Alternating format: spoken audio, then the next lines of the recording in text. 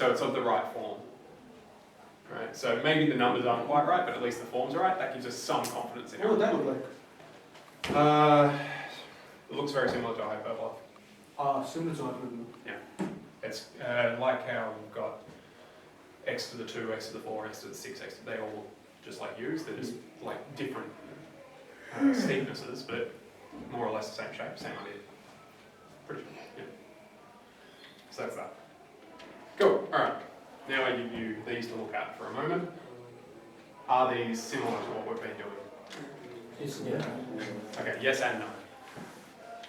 Where's the no? Because Yes, there's two different functions. Well, there's two different functions being like attacked by different functions. Attacked by different. Okay. I've got that. Oh, function. wait, is this, And then you've got the function will this be x powering to the it. power 4 and then x to the power 7 for g? So you've got to chain roll twice. Okay, right. So I've got a function multiplying another function. But each of those functions are being attacked by. Right, and each of those functions has a function inside them. Okay?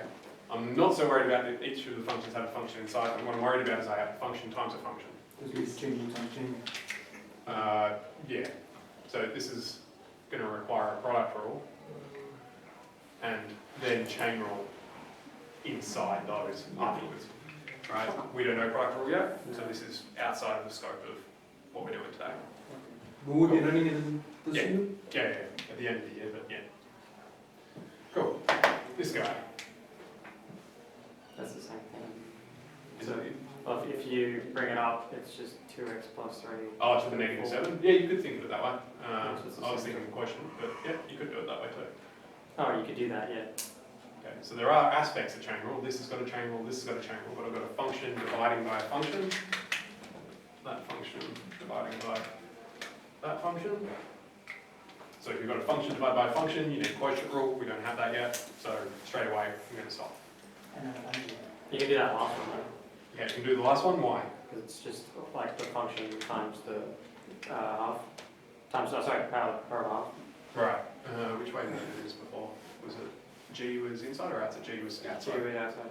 So this thing is just the power of a half. It's the inside.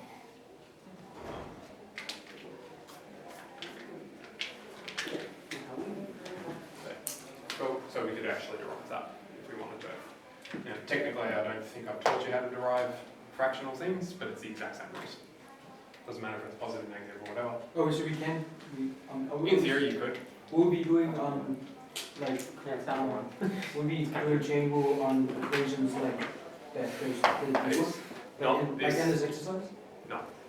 this doesn't happen now. So this is future stuff. These two, future. Yeah. What about the bottom one? This one, it won't be in that, but pretty shortly afterwards, yeah. So how would you do it? Okay, so f prime of x. Oh, sorry, no, we need to. I kind of blanked out when we were doing that last part. You're right. Yes. On the chair. Completely just blocked it.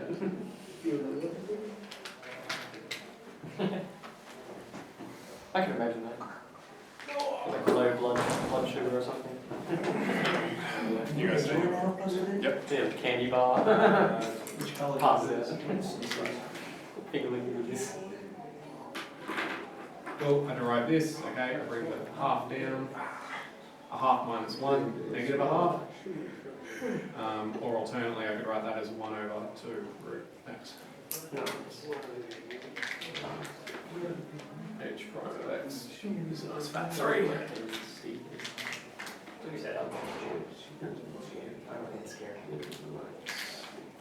Which colours are these? Cool. 3 multiplied by 1 over 2 root original inside.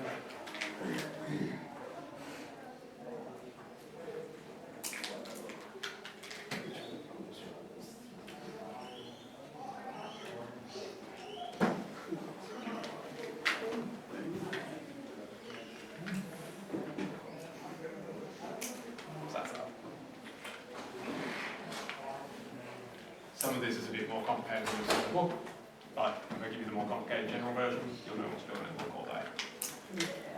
Things to look out are things like this, where if you forget to put in your brackets there, you're only going to get 6 times 5 instead of the 2x minus 6 times 5. So it's just dumb things like that where you drop negatives or brackets. That's usually where this will go wrong. It says with square root of 3x plus 4 over 5x plus 6 to the power of 6. So if there was a divide here, Yes. then you'd feed back into this, Which is quotient rule.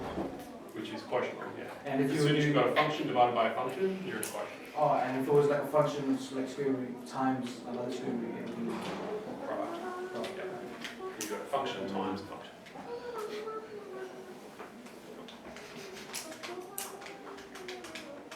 Cool, that's 28.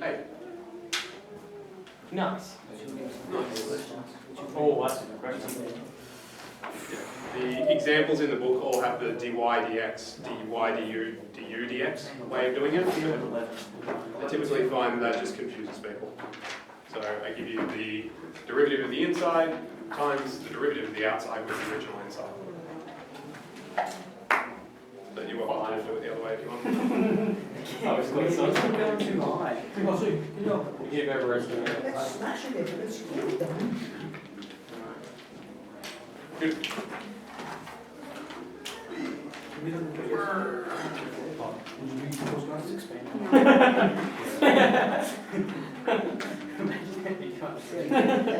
So have you heard what the heck is going on? It'd be nice to yell, so I say again. Ages. You expected that pussy, you wouldn't. There's a big one left and I'll be finished.